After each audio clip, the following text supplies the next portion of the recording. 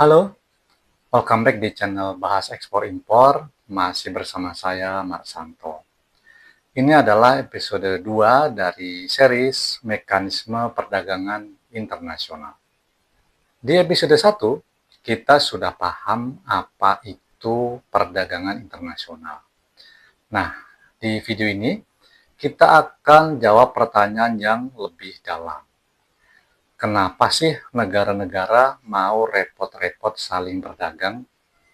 Kenapa tidak produksi semua kebutuhannya sendiri saja? Jawabannya ternyata sangat logis dan menguntungkan semua pihak. Mari kita bahas. Coba kita bayangkan, Indonesia punya banyak tenaga kerja, punya banyak sumber daya. Kenapa kita nggak produksi handphone sendiri, mobil sendiri, sehingga nggak perlu impor dari Cina ataupun dari Korea atau negara lain. Sementara itu, contoh lain, Arab Saudi punya uang banyak, melimpah, punya minyak. Kenapa mereka nggak bangun perkebunan kopi sendiri misalnya? Sehingga nggak perlu impor dari Indonesia ataupun dari Brasil. Jepang teknologinya canggih. Kenapa masih juga beli barang-barang sumber daya alam dari Indonesia? Jawabannya bukan karena mereka nggak mampu, tapi karena lebih efisien dan lebih untung jika mereka fokus pada apa yang mereka kuasai. Kemudian, negara-negara itu akan saling bertukar atau berjual beli. Jadi, ini bukan soal kemampuan atau kekuatan, tapi bagaimana soal strategi. Dan strategi itulah yang kemudian disebut dalam teori keunggulan komparatif. Dalam teori keunggulan komparatif yang membahas kenapa setiap negara berdagang, alasan pertama dan paling mendasar adalah bahwa setiap negara punya sumber daya yang berbeda-beda. Misalnya Indonesia sebagai negara yang ada di tropis punya keunggulan dalam produksi kelapa sawit, kopi, karet. Kemudian kita juga punya laut yang luas ataupun sumber daya alam, tambang ataupun mineral. Sementara Arab Saudi mereka punya cadangan minyak terbesar di dunia. Tapi mungkin lahan pertaniannya sangat terbatas atau bahkan mungkin nggak ada, dikit banget. Kemudian misalnya negara Jepang. Mereka bicara sumber daya alam mungkin nggak sebanyak Indonesia. Tapi mereka punya sumber daya manusia yang terampil dan punya teknologi yang canggih. Nah, jika setiap negara memaksakan produksi semua kebutuhannya sendiri, misalnya Arab Saudi harus bangun pertanian, bikin greenhouse raksasa untuk tanam kopi misalnya, biayanya pasti akan sangat mahal. Sebaliknya, jika mereka fokus pada keunggulan masing-masing, kemudian saling berdagang, semua pihak akan mendapat untung. Inilah esensi dari perdagangan internasional. Semua itu tergambarkan dalam suatu konsep yang namanya teori keunggulan komparatif. Jangan khawatir, walaupun kita bicara teori, kita akan jelaskan dengan analogi yang sederhana.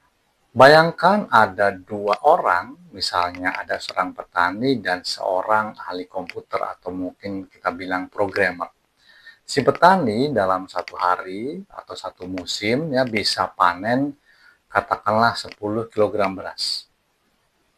Atau kalau dipaksa gitu ya, dia bisa membuat atau menghasilkan satu halaman website kalau disuruh bikin ya. Sementara si programmer dalam satu hari atau satu musim gitu ya, bisa produksi mengolah sawah menghasilkan 2 kg beras. Atau kalau bikin website mungkin bisa dapat 10 website. Pertanyaannya, siapa yang harus fokus ke apa? Jawabannya tentu saja, petani fokuslah ke beras. Karena kalau dia bikin website, dia bikin coding, dia akan rugi 10 kg beras katakanlah. Sementara programmer ya fokus saja ke bikin website atau ke coding. Karena kalau dia ngolah sawah, dia panen, dia bisa rugi 10 halaman website. Lalu mereka kemudian saling bertukar produksinya. Programmer beli beras dari petani. Sementara petani kalau bikin website, pakailah jasa si programmer. Hasilnya, keduanya lebih produktif dan mungkin akan lebih sejahtera daripada semua dikerjakan sendiri. Nah, sekarang kita terapkan logika tadi ke level negara.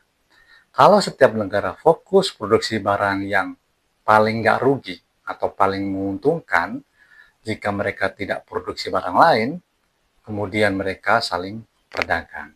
Nah, itulah kenapa perdagangan internasional itu bukan zero sum game, tapi win-win solution. Alasan berikutnya kenapa negara saling berdagang adalah efisiensi biaya dan skala ekonomi. Ketika sebuah negara fokus produksi satu atau dua jenis barang secara massal, maka biaya per unitnya akan jadi lebih murah.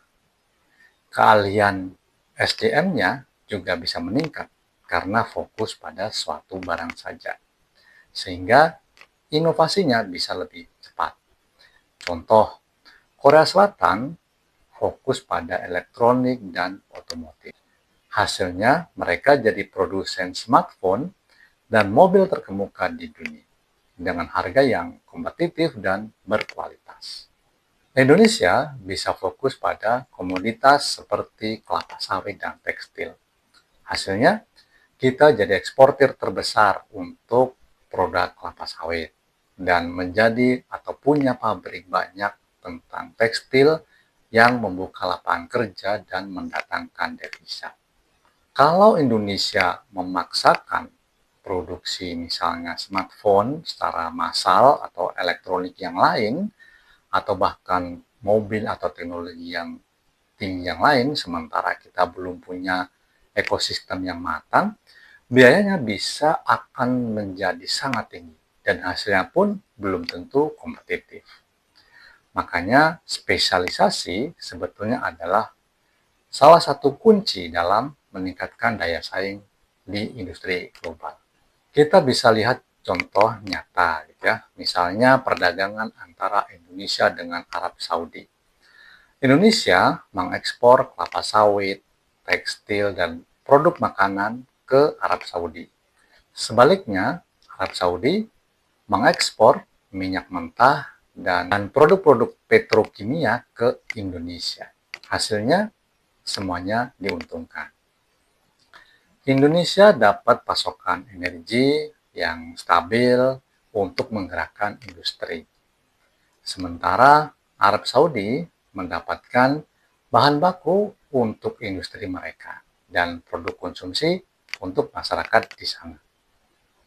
Kedua negara menghemat biaya produksi dan rakyat di kedua negara bisa menikmati produk berkualitas dengan harga yang lebih terjangkau. Itulah kekuatan dari perdagangan internasional. Nah, itu dia alasan mendasar mengapa negara-negara saling berdagang. Sumber daya yang berbeda, keunggulan komparatif, dan efisiensi dari skala ekonomi. Di video berikutnya, nanti kita akan bahas lagi yang lebih praktis bagaimana langkah-langkah dari kegiatan ekspor atau impor. Jangan lupa subscribe dan nyalakan lonceng notifikasi agar kamu tidak ketinggalan kalau ada video berikutnya.